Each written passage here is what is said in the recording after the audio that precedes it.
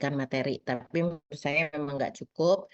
Jadi ini kelas tambahan dari saya. Jadi mohon diperhatikan saja walaupun tidak ada absennya karena nanti ini menjadi bagian dari UAS ya. Oke, nah sebelum ini mahasiswa sudah mengerjakan tugas untuk mereview tentang evaluasi uji klinik dan juga sudah mencari contoh artikelnya ya. Nah, hari ini saya akan menjelaskan PPT-nya agar nanti yang kemarin misalnya pas mereview itu belum mengerti, bisa lebih dimengerti lagi. Oke, jadi ketika kita bicara tentang desain studi, selain observasional, ada yang disebut dengan desain studi eksperimental. Kalau observasional kan ada yang deskriptif dan analitik, case control, cohort, kemudian uh, proseksional, kemudian ada survei untuk deskriptifnya, ada case report dan case series.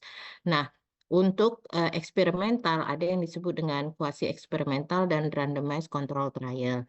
Nah, pada pagi ini, pada sore ini saya akan memberikan tentang randomized control trial yang contohnya salah satu dari penerapan randomized control trial yang paling banyak adalah evaluasi uji klinik ya. Jadi tujuannya ini adalah yang pertama dan kedua ya. Kalau ketiga, keempat itu eh, biasanya saya berikan di S2 atau kursus atau workshop ya. Jadi ini materi saya adopsi dari kedokteran UGM yang diberikan di S1 juga untuk melihat bagaimana mereka melakukan evaluasi artikel untuk evidence-based medicine. Nah, bagaimana kita menilai suatu uji klinik? Kalau mau menilai satu uji klinik ada 13 kriteria dari latar belakang sampai dengan kesimpulan. Nah, kita akan mengupas satu persatu dari kriteria ini. Yang pertama adalah ketika kita melihat uji klinik, kita harus tahu apa dari background dari uji klinik ini, kemudian tujuan dan manfaat. Nah, yang paling penting sebenarnya di sini adalah tujuan. Kenapa ketika kita tahu tujuan, maka nanti kita akan bisa melihat apakah ada korelasi antara tujuan, kemudian metode dan desain dari randomized control trial-nya, dan kemudian datanya terjawab atau tidak, dan nanti harus dihubungkan dengan kesimpulan. Persis kalau kayak kita mau menilai suatu kajian atau suatu penelitian, suatu proposal. Nah, namun ini harus lebih hati-hati ketika kita menggunakan 13 kriteria ini untuk sebagai dasar. Jadi salah satu kegunaan ini adalah kalau kita di pelayanan kesehatan ini bisa digunakan untuk melihat obat ini bermanfaat atau tidak. Kemudian kalau di dalam setting nasional biasanya kemampuan ini digunakan untuk memutuskan bahwa obat yang sedang diregistrasi itu diterima atau tidak, ditunjukkan dengan kemanfaatan, keamanan atau tidak dari randomized control trial-nya. Tentunya tidak satu uji klinik ya, banyak uji klinik yang akan menjadi evidence. Nah, kemudian kalau kita bekerja di industri farmasi ini biasanya digunakan untuk research and development, kemudian ada bagian dari regulatory atau bagian dari market access itu harus mengetahui. Bahkan sampai minggu kemarin ada PMA minta ibu untuk jadi konsultan untuk ngajarin mereka bagaimana menyiapkan eh, dokumen-dokumen regulatory yang baik supaya pada saat registrasi itu nggak terlalu ribet gitu. Jadi salah satunya adalah kemampuan kita di dalam memahami randomized control trial atau uji klinik baik fase 1, fase 2, fase 3, dan fase 4 ya. Nah, eh, materi ini juga biasanya diberikan di kursus. Dulu waktu saya masih di UGM, kami mengadakan kursus dan pesertanya industri farmasi sampai nolak-nolak gitu. Karena jatahnya paling 20, 25 gitu, yang daftar sampai 50. Jadi ada batch 1, batch 2. Dan nggak murah. Kalau untuk mengevaluasi 13 kriteria ini sampai dengan 3 hari, 2 hari setengah gitu, industri farmasi mau bayar 5 juta per waktu itu tahun 2004 ya. Sekarang Prof. Surya Pak Haji-nya sudah sibuk juga, terakhir mereka 2012 kayaknya ngadain evaluasi. Makanya industri farmasi itu sangat butuh sekali ketika mereka pengen belajar tentang randomized control trial gitu. Cuman ya kalau kita harus, kami misalnya kayak Ibu gitu kan juga bagian dari evaluator Badan POM yang independen, jadi harus kalaupun diminta industri farmasi nggak boleh bersifat subjektif atau terfokus pada produk yang mau mereka daftarkan. Jadi harus ya resources aja. Kalau uji klinik itu harus begini, begini, dan begini gitu ya. Oke. Nah, jadi itu tujuannya supaya kalian tahu kenapa uji klinik itu perlu untuk melihat bahwa suatu obat itu mempunyai manfaat keamanan, manfaat yang baik atau tidak, dan kemudian aman atau tidak gitu. Jadi perlu dilakukan suatu uji klinik. Nah, jadi setiap uji klinik itu pasti punya tujuan dan tujuan itulah yang harus kita critical review apakah tercapai atau tidak dari uji kliniknya. Nah, ada dua desain yang biasa digunakan di dalam uji klinik. Yang pertama adalah desain paralel, yang kedua adalah desain crossover. Desain paralel apa? Gampangnya kalau kelas ini ada desain paralel adalah misalnya saya mau menguji kemanfaatan obat A dan B. Maka kelas ini saya bagi dua, itu satu kelompok dapat obat A, satu kelompok dapat obat B. Diuji secara bersamaan, dinilai dari waktunya juga bersamaan. Jadi itu disebut dengan paralel. Nah, kalau crossover itu bisa dua. Jadi kelas ini saya kasih obat A dulu.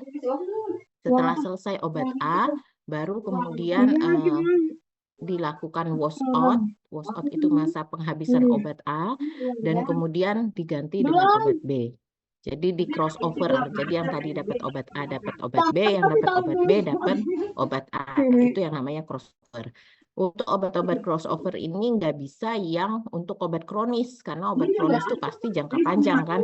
Masa mau nunggu 1 tahun terus wash-outnya kapan gitu baru di crossover. Jadi untuk obat-obat yang akut, kemudian jangka pendek, evaluasinya jangka pendek itu bisa dengan misalnya anti nyeri, sakit, kecemasan, itu bisa dengan crossover. Kecemasan yang akut ya, bukan yang kronis.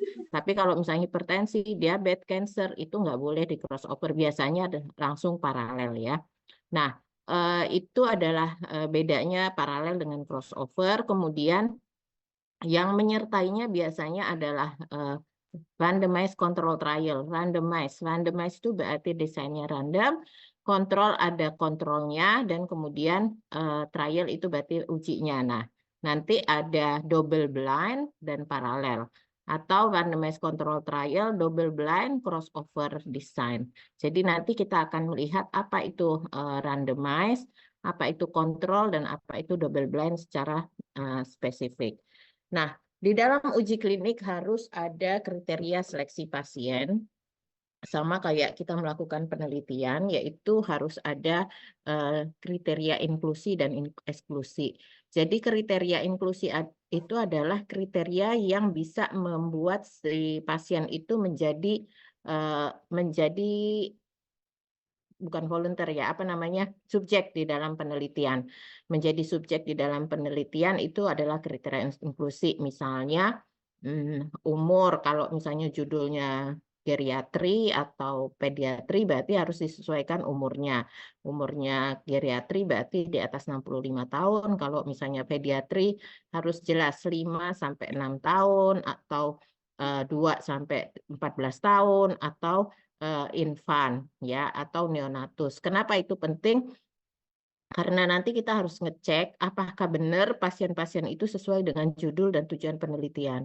Seringkali kalau kita di regulatory untuk mengevaluasi benar-benar obat yang mau didaftarkan di Indonesia, antara uji klinis yang diserahkan dengan yang mau mereka daftarkan tuh beda gitu loh. Yang didaftarkan itu untuk anak, klaimnya sampai misalnya 14 tahun, tapi ternyata studinya hanya sampai 7 tahun, nggak ada setelah 14 tahun tuh nggak ada. Atau misalnya klaimnya dari bayi sampai dengan 7 tahun, ternyata bayinya itu hanya 2 sampai 7 tahun, yang sebelumnya nggak ada. Jadi itu harus hati-hati karena nanti itu akan berpengaruh terhadap indikasi yang diperbolehkan. Nah, jadi inklusi itu adalah kriteria yang menyebabkan subjek itu bisa masuk di dalam randomized control trial atau kajian. Nah, jadi bisa berdasarkan tingkat keparahan, misalnya menguji obat anti kanker harus sama gitu, fase 3 stage 3 ya harus stadium 3 ya stadium 3 semua, stadium 2 semua. Kenapa? Karena beda stadium kan nanti akan beda gitu evaluasinya. kemudian umurnya, tingkat keparahan penyakit. Kalau misalnya hipertensi stage berapa? Stage 2 dengan stage 1 beda banget kan. Kemudian diabetes misalnya, diabetes juga diabetes yang HbA1c-nya 6,5 sampai 7, 7,5 sampai 8, yang udah dapat insulin beda lagi. Itu stage-nya harus pengelompokannya setidaknya harus ragam. Nah, kemudian pasiennya dapat dari mana? Mau dapat dari community atau dari hospital. Kemudian umur dan jenis kelamin ya. Kalau misalnya ada obat-obat untuk gangguan fungsi seksual dan lain sebagainya, kan jenis kelamin harus menjadi kriteria inklusi, nggak boleh yang kiri kanan ya, ACDC itu nggak bisa misalnya gitu kan. Jadi itu harus jelas tertulis di sana. Nah, setelah kita tahu kriteria inklusinya sudah sesuai dengan judul, sudah sesuai dengan tujuan, oh oke, jadi kita bisa lanjut melihat untuk kriteria berikutnya bahwa kajian ini bagus atau tidak, atau studi ini bagus atau tidak. Nah, eksklusi itu apa? Kalau eksklusi itu adalah yang udah masuk, tadi inklusi ya, masuk semua, oh perempuan, atau umurnya masuk, kriteria diagnosisnya masuk, tingkat keparahannya masuk, masuk semua. Ternyata setelah mereka masuk, di screening lagi, oh ada komorbid, ternyata ada penyakit lain, sedang minum obat lain, oh mempunyai kontraindikasi dan lain sebagainya terhadap obat yang diminum. Jadi yang udah masuk digusur. Jadi kriteria eksklusi itu bukan kebalikan dari inklusi ya. Kalau selama ini mahasiswa suka bikin di proposal atau di skripsinya atau di tesisnya, yang eksklusi itu kebalikan dari inklusi. Enggak. Jadi eksklusi itu adalah gusuran. Yang udah masuk di inklusi, kenapa dia jadi tereksklusi? Misalnya ada penyakit lain, ada kontraindikasi, ternyata dia memang tidak bisa minum obat itu, atau sedang berbarengan dengan terapi yang lain gitu. Nah, itu adalah eksklusi. Jadi masuk dulu ke eksklusi, baru dia digusur. Itu adalah eksklusi. Jadi kalau misalnya inklusinya adalah pasien pasien tua gitu, eksklusinya bukan pasien muda gitu, ya. Kalau misalnya pasien dengan tingkat keparahan penyakit misalnya diabetes stage 2 atau ya diabetes stage 2 misalnya gitu. Terus eksklusinya bukan yang tidak didiagnosis stage 2 dan 3 gitu, bukan itu. Ya, jadi bukan kebalikan dari inklusi. Eksklusi itu adalah gusuran yang udah masuk, kenapa yang sudah masuk itu jadi nggak bisa diambil. Itu yang namanya inklusi, yaitu ada hamil, misalnya komplikasi, atau resiko penyakit yang lain. Nah, ini setelah selesai semua, baru kita lihat apakah perlakuan dan kontrolnya sudah sesuai. Nah, pada saat kita melihat perlakuan itu tentunya obat yang diuji oleh industri farmasi atau dikembangkan oleh orang untuk melihat ini bermanfaat apa tidak. Nah, randomized control trial berarti ada kontrolnya. Nah, kalau kontrol itu berarti kontrol.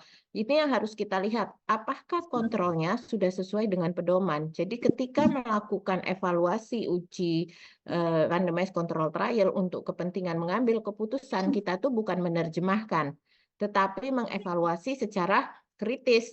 Misalnya untuk evaluasi obat kombinasi hipertensi, obat kombinasi hipertensi misalnya Vasaltran plus HCT. Nah, kemudian pada saat dia mengembangkan, dia langsung membandingkan dengan obat kombinasi lain. Itu obat pasti ditolak. Karena standarnya harus, kalau ada obat-obat yang kombinasi harus dibandingkan dengan obat tunggalnya. Kalau Vasaltran plus HCT itu Kodiovan contohnya misalnya, itu harus dibandingkan dengan Vasaltran tunggal dan HCT tunggal.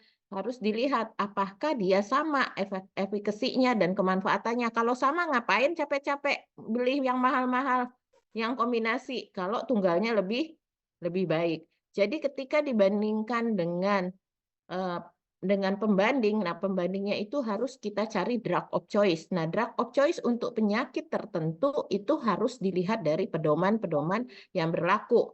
Oh, diabetes, drug of choice-nya metformin, glibenclamide. Kalau dia stage ini insulinnya harus insulin human. Jadi harus fair sesuai dengan obat yang dikembangkan apa, pembandingnya harus sesuai dengan tujuan dari uji klinik tersebut. Jadi per penyakit ya, kalau uji klinik itu pasti per penyakit, nggak pernah dua penyakit. Jadi kita melihat obat ini bermanfaat nggak untuk hipertensi, obat ini bermanfaat nggak untuk kanker, obat ini bermanfaat nggak untuk jantung. Nah, berarti di dalam kita melakukan itu tidak sekedar melihat, mengevaluasi secara kritis itu, makanya ada 13 kriteria itu terpenuhi, gimana terpenuhinya.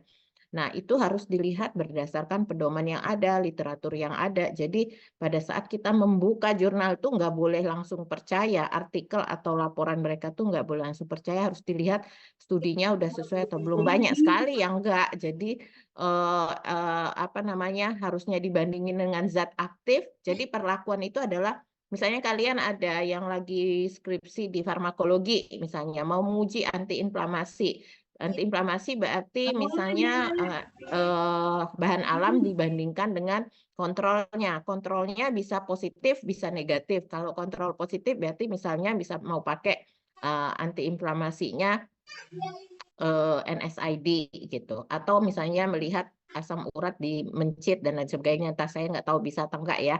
Jadi saya kasih contoh itu. Nah, misalnya mau membandinginnya dengan penghambat asam urat yang udah standar allopurinol dan kemudian dibandingkan dengan placebo gitu.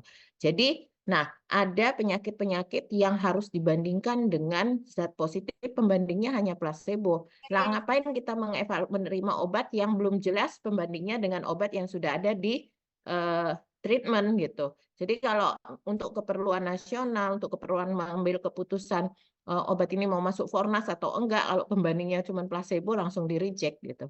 Nggak bakal diterima. Jadi pembandingnya harus pembanding positif yang sesuai dengan pedoman atau standar treatment yang ada. Jadi kalau pembandingnya kelasnya di bawah obat yang dikembangkan itu juga akan ditolak. Jadi gimana pembanding itu kalau udah dibandingkan, harus lebih baik atau enggak? Enggak, minimal sama. Tetapi kalau efek samping harus sama atau lebih sedikit. Ya, kalau lebih banyak walaupun efek sampingnya kalau efek sampingnya lebih banyak walaupun kemanfaatannya lebih tinggi, biasanya potensi juga untuk ditolak. Apalagi kalau misalnya efek sampingnya membahayakan, bahkan bisa ditarik. Dulu pernah ada Selekosip ya, sorry, Vioxx itu. Zaman dulu Vioxx itu ditarik karena ternyata setelah beredar, kemudian post marketing surveillance, kemudian uji klinik, banyak yang menunjukkan bahwa menyebabkan gangguan kardiovaskuler 2,5 kali lipat, gagal jantungnya 2,5 kali lipat pada orang yang minum COX-2 itu. Nah, jadi ditarik obatnya. Padahal udah kayak kacang goreng ya, itu Pfizer dulu yang membuat itu kasusnya. Vioxx itu salah satunya itu. Setelah beredar ternyata dia menyebabkan gangguan gagal jantung yang cukup parah dibandingkan dengan NSAID biasa. Nah, itu COX-2 yang ada sekarang tuh jadi dilihat apakah ada potensi kardiovaskulernya, itu selalu harus ada post marketing surveillance. Jadi perlakuannya adalah perlakuan obat yang akan diuji klinik.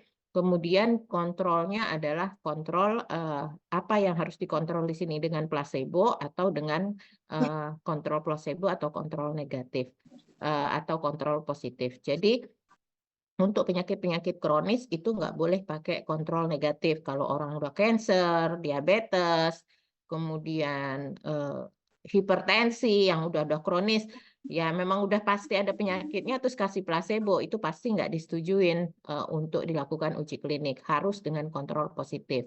Nah, tapi kalau derajat kecemasan, kemudian yang sakit nyeri, yang dia akut bukan kronis, itu masih boleh pakai placebo, tetapi kalau obatnya sudah ada beredar, maka harus dipakai juga kontrol positif ya.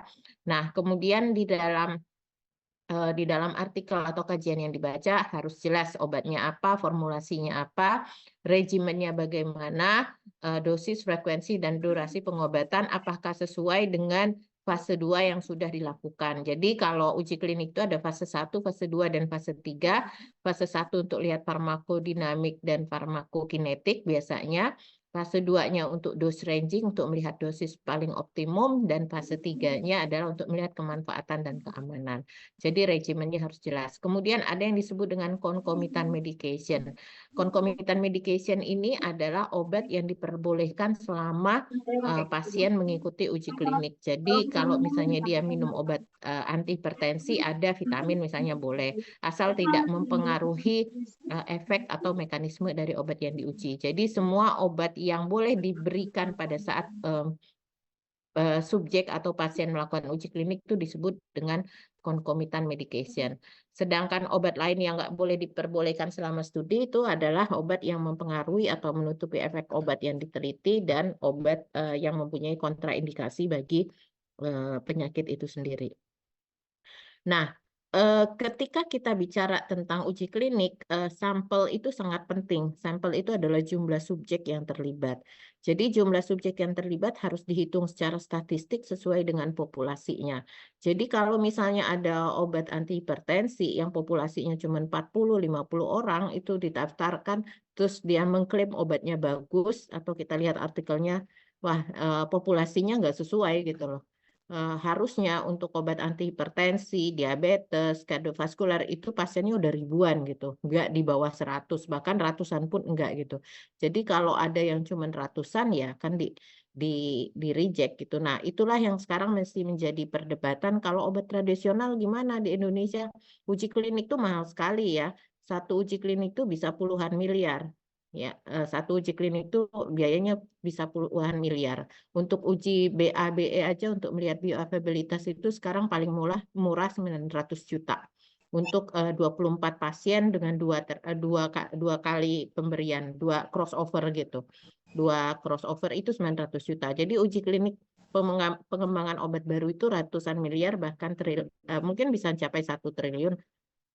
Dan itulah kenapa obat baru itu kemudian nanti diberi paten selama 15-20 tahun. Karena apa? Untuk balikin modal itu. Jadi sudah satu mahal, patennya bisa sampai 15-20 tahun. Nah, oleh karena itu desain uji klinik yang bagus harus melihat pasiennya. Jadi apakah pasiennya benar-benar sudah sesuai dengan hitungan. Jadi ini adalah cara menghitungnya. Sebenarnya nanti kalau di buku metodologi penelitian klinis ada dari Prof. Sudikdo, itu bagus sekali. Banyak rumus yang di sana tergantung dari tujuan, salah satunya adalah misalnya untuk uji klinik. Nah, ini untuk mengetahui bagaimana jumlah pasien atau subjek yang harus dilibatkan di dalam setiap grup uji klinik. Jadi ada N per grup, P1 itu adalah success rate dan treatment, P2 itu treatment yang diuji harus lebih tinggi diperkirakan dibanding dengan treatment standarnya atau pembandingnya, kontrolnya. Nah, kontrolnya itu misalnya diperkirakan 90%. Di mana dapat angka 90%? Angka 90% itu nggak muncul tiba-tiba. Jadi kita harus tahu dulu treatment 2 itu selama ini ngasih success rate berapa, itu dari artikel yang udah ada. Misalnya, oh 90%, oh 87%.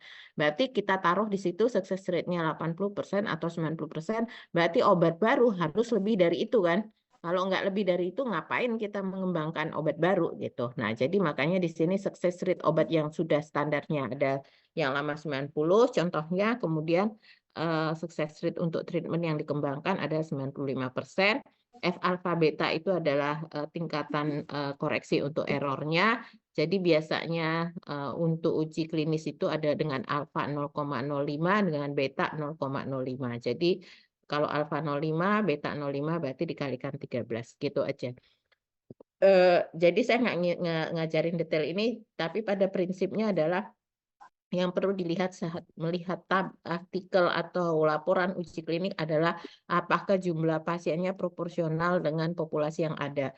Jadi saya pernah misalnya mengevaluasi obat anti kanker untuk satu indikasinya dia macam-macam, bisa kanker paru, kanker otak, kanker macam-macam jadiin satu. Pasiennya cuma 10 orang, dari 10 orang 8 meninggal. Cepet banget evaluasi obat itu, pasti obat itu nggak diterima gitu. Ya. Nah, jadi kita harus lihat juga kalau breast cancer itu banyak sekali, harusnya ratusan sampai 1000 juga dapat gitu.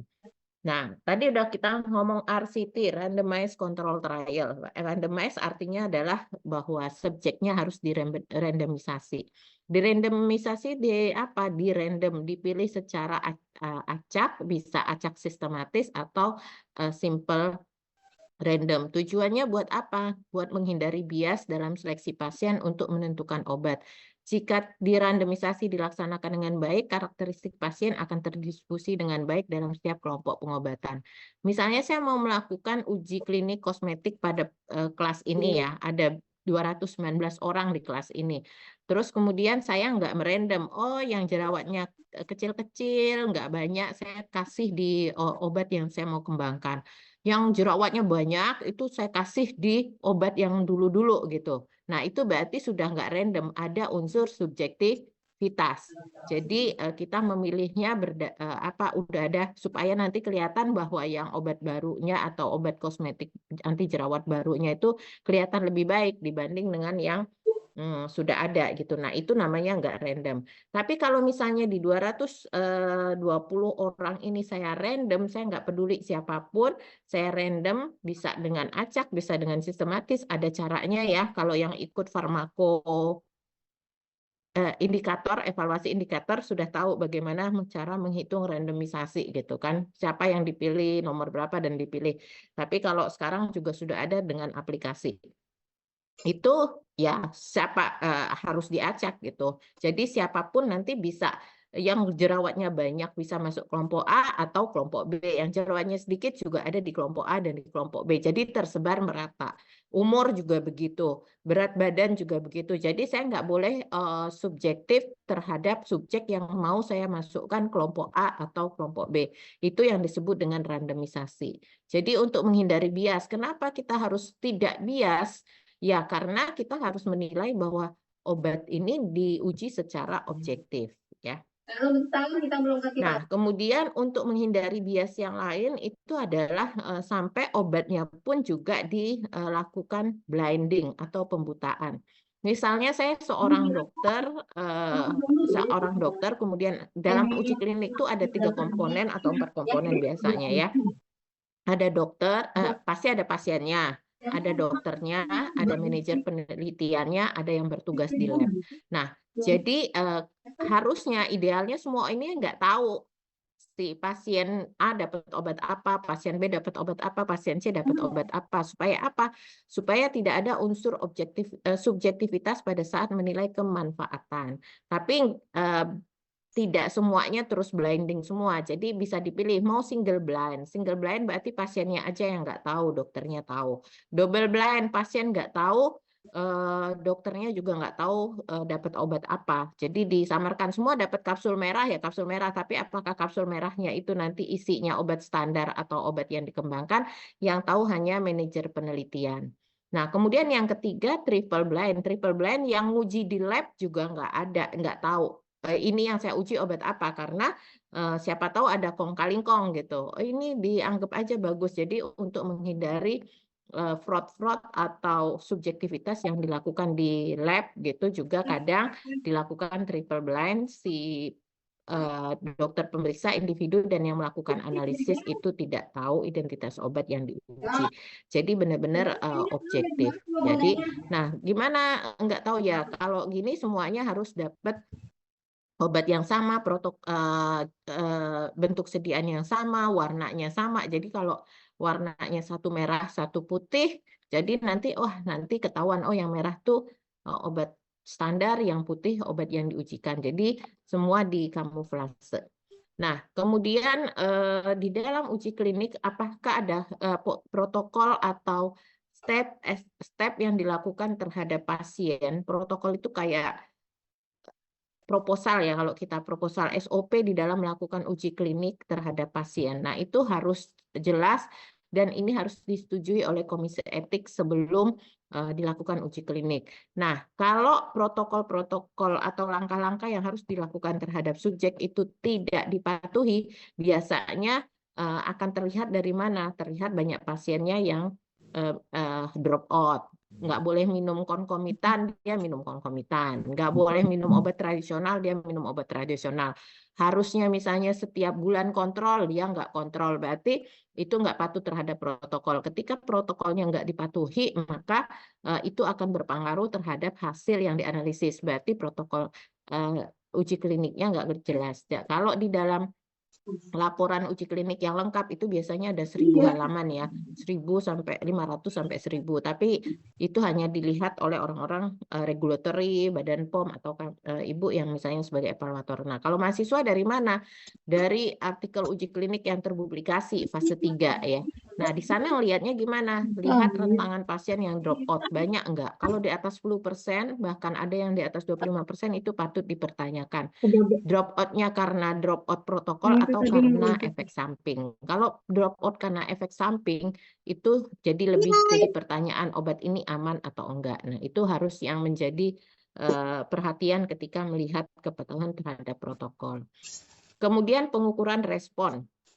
Pada saat uji klinik pasti diukur respon. Kalau misalnya kita mau lihat obat penurunan kemanfaatan obat diabetes, yang dilihat jangka pendeknya adalah penurunan kadar HbA1c. Jangka panjangnya komplikasi, misalnya komplikasi terhadap gangguan gagal ginjal, kemudian neuropati, kemudian gangguan yang lainnya ya. Nah, itu harus dilihat parameter primernya apa, parameter sekundernya apa. Contoh yang baru misalnya Ibu melihat penurunan obat anti kolesterol.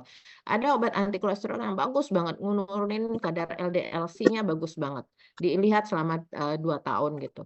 Mau ada 5 studi uji klinik bagus semua, LDL-C-nya turun, targetnya turun dan lain sebagainya. Tapi ternyata penurunan LDL-C yang seharusnya 2 tahun itu nggak cukup kalau mau dia obat itu mau diterima di Indonesia. Karena apa? Udah banyak obat yang kayak gitu nggak bisa gitu diterima. Jadi diminta untuk dilihat lagi jangka panjangnya gimana. Kemudian bagaimana dia bisa menurunkan mortalitas dan morbiditas komplikasi terhadap kardiovaskuler. Kalau ada obat itu dibagus banget gitu. Nah, kalau misalnya obatnya sama-sama aja dengan yang sekarang, kemudian harganya lebih tinggi, ya obat itu pasti akan di-reject gitu. Tapi kalau misalnya ada inovasi baru dan lain sebagainya, obatnya hanya diminum bulan pertama, kedua, dan keenam, dan kemudian setahun sekali baru pakai obat itu gitu. Nah, itu ada inovasi, artinya bisa meningkatkan kepatuhannya. Tapi ternyata misalnya contohnya ya, nih obatnya sekali suntik itu 25 juta itu untuk anti kolesterol. Itu adanya di Singapura gitu. Di Indonesia belum diterima. Lagi didaftarkan misalnya gitu. Jadi 25 juta sekali suntik. Suntiknya tapi cuma hari pertama, bulan pertama, bulan ketiga, bulan keenam. Dan kemudian dia bisa nurunin kolesterol bagus sekali gitu. Tapi sekali suntik 25 juta. 4 kali suntik 100 juta gitu. Tapi nggak harus minum obat dalam jangka waktu panjang gitu. Nah, yang kayak gitu mungkin bisa masuk dalam sistem registrasi, tapi tidak akan bisa masuk dalam JKN gitu, nggak mungkin. Jadi kalau kayak gitu ya harus bayar sendiri orang-orang yang punya uang yang bisa beli obat itu. Nah, kemudian jadi parameter primernya apa? Kalau obat kanker misalnya harus overall survival, waktu dia berapa banyak yang merespon sampai dengan 5 tahun misalnya overall survival-nya, berapa banyak progression free survival, itu artinya yang kemudian dia meningkat dari stadium 2 ke stadium 3 dalam jangka waktu berapa lama setelah pengobatan. Nah, itu parameter-parameter yang harus dilihat untuk anti kanker. Nah, untuk melihat parameter-parameter ini juga sebagai kita yang melihat uji itu harus baca buku dan baca pedoman. Kalau obat ini apa ya kriterianya? Kalau obat ini apa parameternya? Oh, kalau obat gastrointestinal misalnya yang sudah kita pelajari di mana? Gastrointestinal disorder, apa parameternya? Oh, kalau misalnya dia H. pylori penurun eradikasi berarti harus menurun eradikasi bakterinya nggak ada. Kalau dia misalnya untuk mengurangi mukosa bleeding berarti nanti ada endoskopinya gitu. Nah, Jadi dan kemudian progression-free survival, dia nggak kambuh terhadap gejala-gejala yang ada. Nah, jadi setiap penyakit punya parameter yang berbeda, kemudian parameter primer itu menjadi tujuan utama, parameter sekunder itu sebagai pertimbangan, ya. Kemudian pengukuran juga harus dilihat apakah sesuai. Kalau hipertensi berapa lama tadi saya bilang, kalau time point-nya cuma sebentar, hanya midterm, ya nggak bisa. Tapi kalau hanya untuk studi kita, untuk keilmuan, ya boleh-boleh aja. Titik waktu pengukuran 3 bulan, 6 bulan. Tapi kalau untuk mengambil suatu keputusan, titik waktu pengukuran ya harus jangka panjang. Nah, bagaimana meminimalisasi dari peneliti? Kalau penelitiannya multi-center, ya harus protokolnya harus satu, kemudian harus ada pertemuan bridging bersama, kemudian pelatihan bersama untuk melaksanakan protokol, dan kemudian harus tadi pembutaan atau blind.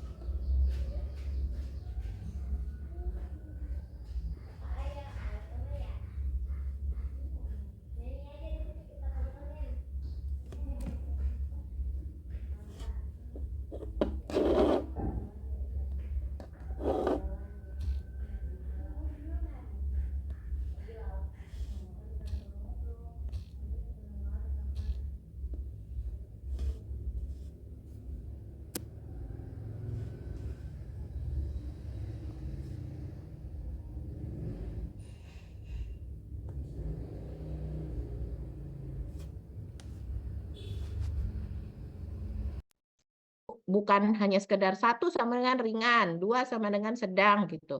Tapi kita harus tetap melihat sedangnya itu apa gitu, ringannya itu apa. Nah, itu yang disebut dengan data kategorisasi atau scoring, ya. Oke, ini nggak usah, ini buat dokter. Kemudian ini juga buat dokter.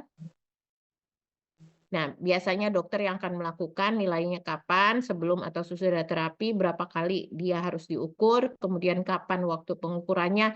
Ini penting juga untuk dilihat kalau di artikel disesuaikan dengan frekuensi atau indikasi yang dilakukan. Kemudian siapa yang menilai ini untuk kita melihat apakah penilaiannya seragam, dokternya ahli, kemudian apakah ada protokol yang jelas, kemudian apakah ada blinding atau tidak untuk penyamaran, ya. Kemudian respon utama itu adalah yang mencerminkan hasil terapi atau parameter utama, respon tambahan itu bisa sekunder dan tambahan. Kemudian dilihat juga untuk melihat kemanfaatan itu adalah efek samping dan ketaatan pasien.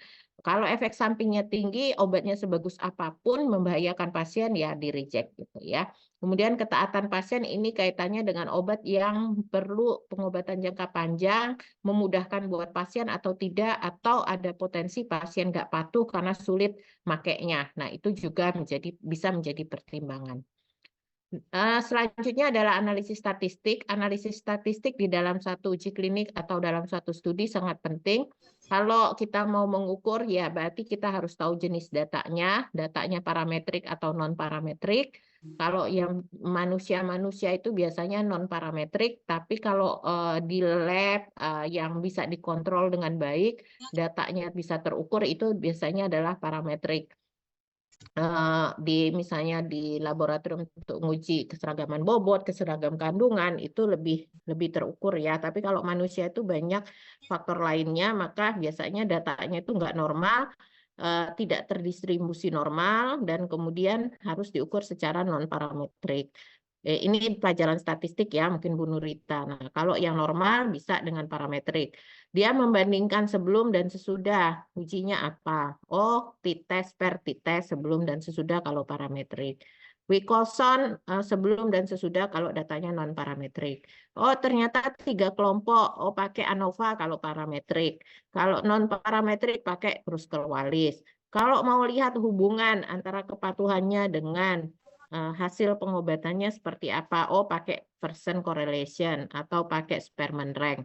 Tergantung dari datanya dan tergantung dari tujuan yang akan kita lihat. Jadi statistik itu harus disesuaikan dengan kita mau ngukur apa dan tujuan dari penelitian itu apa. Jadi mahasiswa itu sebenarnya nggak usah bingung tanya statistik itu susah enggak, tujuanmu apa, datanya bagaimana, jenis datanya apa, nah itu baru kita cari statistiknya yang cocok buat itu apa. Jangan terus copy paste yang orang-orang lain kerjakan terus kita copy, belum tentu sama karena mungkin saja tujuannya berbeda.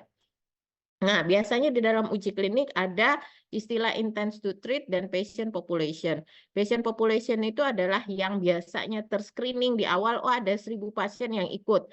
Kemudian itulah yang disebut dengan patient population, udah ikut, inklusi, eksklusi, udah masuk semua, tapi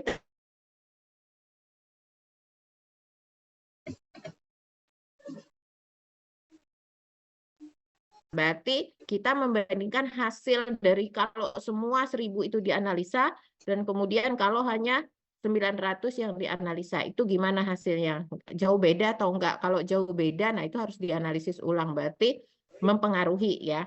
Nah, intents to treat itu yang benar-benar mengikuti studi sampai akhir. Itu yang disebut dengan intents to treat. Sedangkan patient population yang terekrut dari awal, kemudian bisa sampai akhir tuh di analisis semua itu adalah patient population.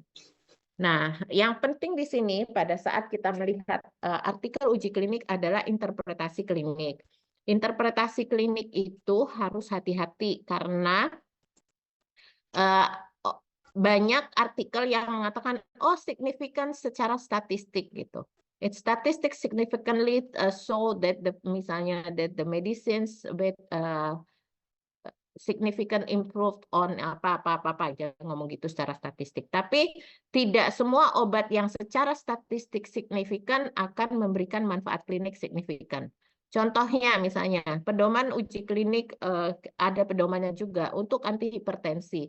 Untuk antihipertensi itu minimal harus bermakna kalau penurunan data sistolnya harus 20 mm Hg.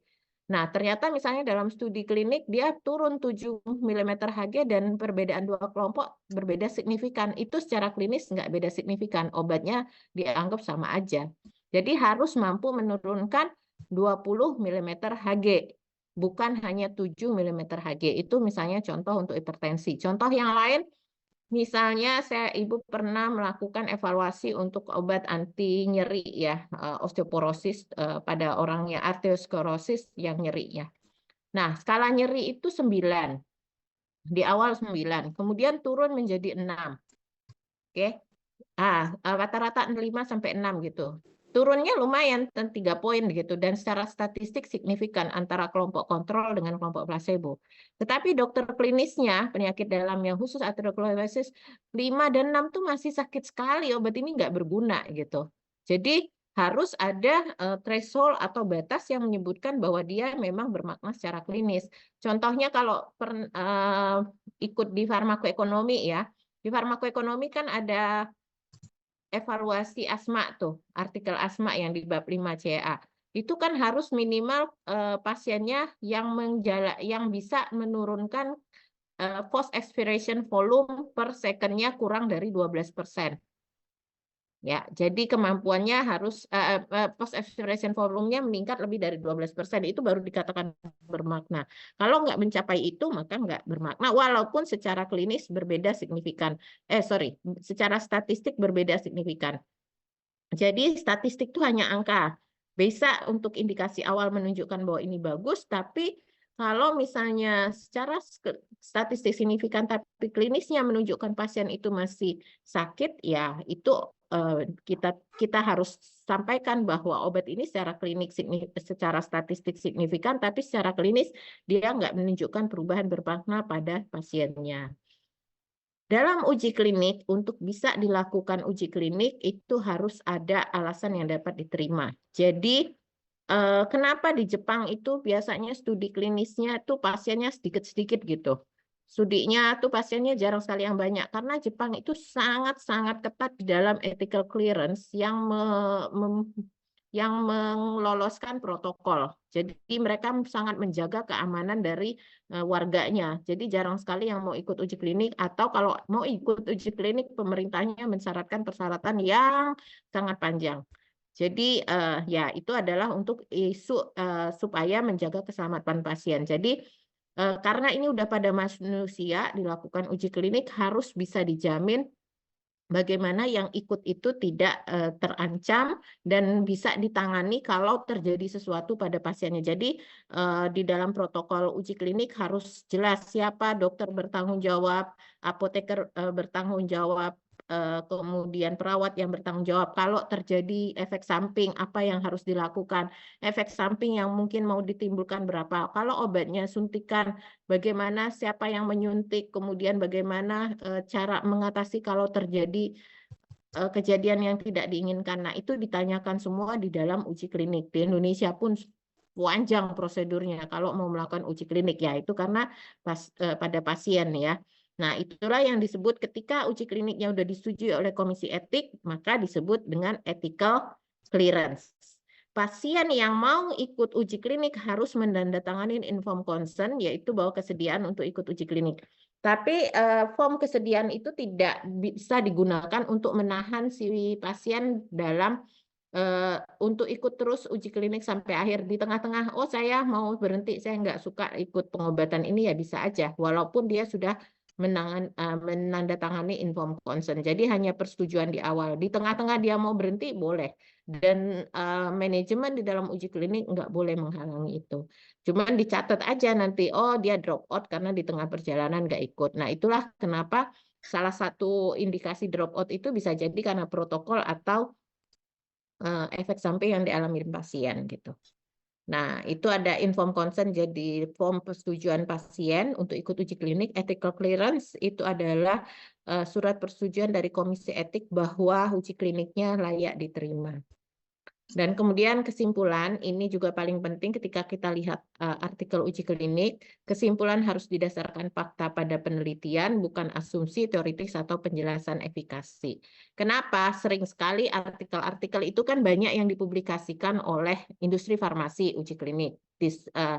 Penelitinya memang netral, tetapi penulisannya itu sangat-sangat ambigu. Jadi dia kalau misalnya obatnya nggak bagus, atau obatnya itu bukan nggak bagus, nggak lebih baik dari obat yang ada, dia hanya menyebutkan misalnya this treatment showed efficacy to treat diabetes misalnya. Treatment ini menunjukkan bahwa dia sukses dalam mengobati diabetes. Oke, sukses. Tapi so what? Apakah berbeda dengan standarnya? Nah, kesimpulannya tuh cuma separuh. Dia nggak menyebutkan bandingannya gimana. Ternyata setelah dilihat datanya, oh kalau dibandingkan dengan obat yang ada, datanya nggak menunjukkan lebih baik. Bahkan efek sampingnya lebih banyak gitu. Nah, banyak kesimpulan-kesimpulan tuh gitu. Jadi nggak bohong, tapi hanya menampilkan separuh fakta gitu. Terus kadang yang bertele-tele gitu ngomongnya bukan nggak terkait dengan tujuan. Oh, dilihat datanya ya, memang dia mengkamuflasekan data yang nggak gitu bagus di kesimpulan, dia nggak mau nulis secara straightforward gitu. Jadi kalau uji klinik itu bagus, obatnya bagus, di kesimpulannya pasti straightforward. Jadi obat ini secara signifikan berbeda bermakna dengan obat yang ada dalam mengobati kanker. Jadi bisa meningkatkan overall survival sampai sekian persen, menurunkan kadar kolesterol sampai sekian persen, dan lain sebagainya. Jadi straightforward, yakin sekali dia di kesimpulan itu. Nah, banyak kesimpulan-kesimpulan itu yang justru menjadi ambigu. Nah, kalau ibu yang udah biasa baca artikel untuk uji klinik, karena udah 20 tahun ya jadi evaluator, kadang bacanya dari tujuan dan kesimpulannya apa gitu. Nah, nanti baru lihat sana. Kalau di awal ketemu ada indikasi nggak terbuka gitu, nah terus teliti ngelihat celahnya di mana nih mereka nggak menampilkan data secara objektif gitu. Nah, jadi seperti itu yang kita pelajari pada sore ini. Jadi kalau kita bicara tentang randomized control trial, kemudian bicara tentang uji klinik, maka harus kita lihat 13 kriteria tersebut secara detail. Kalau kita lihat artikelnya, mungkin yang pertama mahasiswa bisa lakukan, ada nggak sih ketiga kriteria ini di artikel tersebut? Nah, tetapi tidak berhenti di situ. Kalau ketika artikel itu mau kita pakai untuk ngambil keputusan, ditanya sama dokter obat ini bagus apa enggak? Oh ya dok, sebentar saya cari artikelnya. Terus saya lihat di sini. Nah, untuk bisa mengatakan bahwa, oh ya obat ini bagus apa enggak, kita harus yakin dulu bahwa studinya benar atau tidak kan? Nah, studi benar atau tidak harus dilihat 13 kriteria itu tadi. Jadi di samping kita udah ada pedoman pengobatan, ada buku literatur standarnya apa, alurnya kayak gimana, parameternya yang digunakan dalam studi uji klinik udah benar atau belum. Nah, itu kita harus cek satu persatu di standar-standar yang ada. Tidak sekedar menerjemahkan dan menyampaikan copy paste hasil dari yang ada di artikel itu. Karena ada banyak artikel, ada banyak studi yang dia hanya menampilkan separuh dari mengkamuflasekan data lah, atau datanya memang sebenarnya belum lengkap gitu. Nah, jadi tujuannya kita mengevaluasi uji klinik itu ya kita benar-benar nanti bisa tahu secara kritis. Tapi ini saya hanya memberikan gambaran. Saya nggak minta mahasiswa bisa kritis sekarang. Kalau di luar negeri ada 18 kali pertemuan untuk ini. Topik ini doang 3 SKS. Ya, di S2-nya itu topik ini aja 3 SKS. Jadi benar-benar dia bisa mampu untuk mereview, melakukan evidence based medicine secara benar. Jadi hanya dikasih 3 kali teori, sisanya 15 kali itu benar-benar melatih untuk mereview satu persatu artikel sesuai dengan kriteria itu. Jadi udah kayak workshop gitu. 18 kali pertemuan itu di Malaysia kayak gitu, di Inggris juga kayak gitu. Jadi itu yang saya mau sampaikan ketika jadi saya hanya menghimbau mahasiswa untuk kalau misalnya nanti ada waktu lebih banyak untuk mempelajari lebih banyak tentang artikel uji klinik. Karena apa? Ketika kita tahu ini, mau kita di pelayanan, mau kita di regulatory industri farmasi, mau mengembangkan bahan alam, mau mengembangkan obat baru, atau kita mau berlaku sebagai pelayanan yang bisa berinteraksi dengan kolega dokter, di pemerintahan juga penting ini, kemudian di POM juga penting, di Kemenkes juga penting. Jadi banyak sekali manfaatnya dan ini jadi salah satu basic buat kita kalau mau berinteraksi dengan kolega yang lain. Jadi ya jangan sampai kolega yang lain tuh udah baca artikel uji klinik, kita masih baca ISO gitu. Kan malu. Kita masih baca IONI, hanya literatur tersier. Jadi kalau uji klinik yang terpublikasi, publikasinya Q1, studinya bagus, ya itu berarti kita levelnya meningkat gitu. Jadi kalau dokternya bacanya IBM-nya Q1 artikel uji klinik, jangan kita lawan dengan IONI atau ISO. Ya, nggak level jadinya kitanya gitu ya. Jadi ketika kita mau berdiskusi dengan kolega pun kita harus meningkatkan level kita bahwa kita juga mengetahui hal-hal yang kayak gitu. Karena pernah Ibu mungkin udah pernah cerita di mana di sesi yang lain ya, di mata kuliah yang lain, ya contohnya waktu S2 praktek terus dokternya protes, enggak kayak gitu, enggak bisa disaranin ini pedoman yang terbaru, dokternya baca artikel yang terbit paling baru gitu. Mahasiswanya masih pakai tersier yang entah tahun kapan gitu. Ya sudah gitu. Udah pasti kita nggak kurang up to date gitu, apa namanya, evidence base-nya. Jadi memahami randomized control trial, memahami uji klinik, memahami artikel itu salah satu basic yang harus diketahui oleh apoteker sebenarnya dalam melakukan pekerjaan kefarmasian dimanapun, ya. Apalagi kalau di pelayanan dan regulatory yang memutuskan obat ini mau diterima bagus atau enggak. Itu yang bisa saya sampaikan. Mungkin mahasiswa ada yang membaca nggak ngerti, atau setelah saya sampaikan ini ada hal yang ingin diklarifikasi atau ditanyakan, silahkan. Izin bertanya, Prof. Ya. Prof, tadi kan ada parameter di dalam pengukuran respon, kan ada 3 parameter, di mana di situ ada parameter primer, sekunder, dan tambahan. Di mana tadi yang sudah Prof jelaskan kan parameter primer itu adalah tujuan utama, kemudian parameter sekunder itu adalah pertimbangan. Yang saya mungkin agak kelewat, Prof, untuk parameter tambahan itu seperti apa ya, Prof? Terima kasih. Parameter tambahan misalnya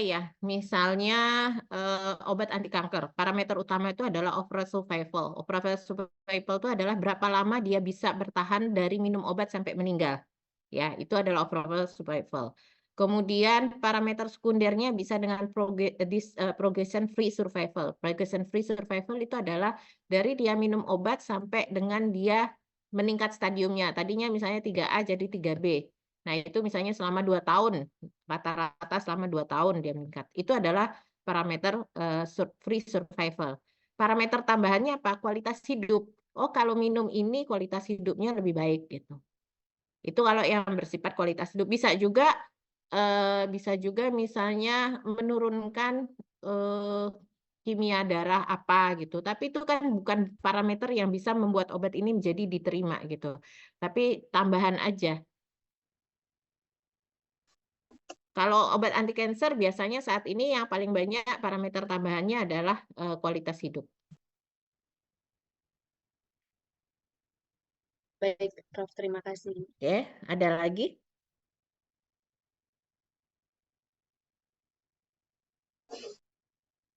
Kalau Izin ada, bertanya, Prof. ya silakan.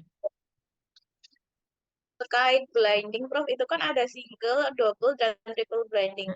Apakah ada kriteria tertentu peneliti harus menggunakan blindingnya, atau itu tergantung dengan penelitinya saja, suka-suka atau seperti apa ya, Prof? Kalau yang biasanya ideal adalah double blind, dokternya nggak tahu, kemudian pasiennya nggak tahu. Tapi pada penyakit tertentu yang dia sudah open label, biasanya juga untuk obat anti cancer, yang dia udah tahu selama ini pakai obat apa dan kemudian harus on top gitu, terus ditambah, itu biasanya nggak pakai blinding.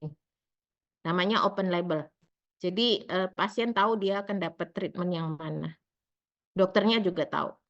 Tapi kalau misalnya eh, obat-obat baru, obat-obat yang memang harusnya tidak, kalau misalnya dia diberikan bisa menimbulkan subjektivitas, itu harusnya di blending.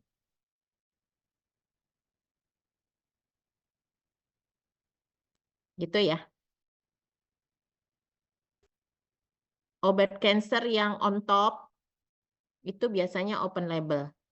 On top itu tambahan dari pengobatan standar yang udah ada. Nah, itu open label biasanya. Misalnya dia dapat karboplatin, nanti ada zat baru yang dikembangkan pada saat dapat karboplatin nanti dapat obat apa. Nah, on top itu namanya. Nah, itu biasanya akan open label.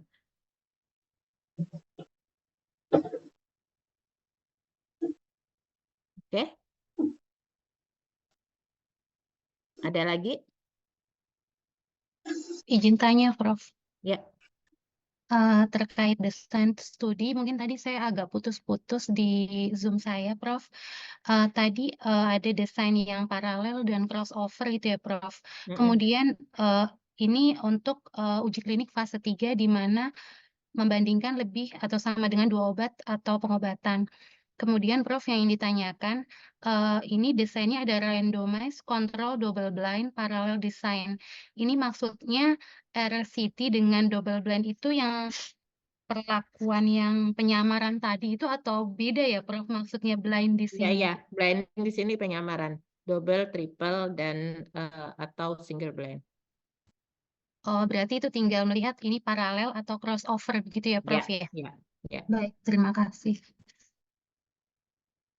Oke, ada lagi?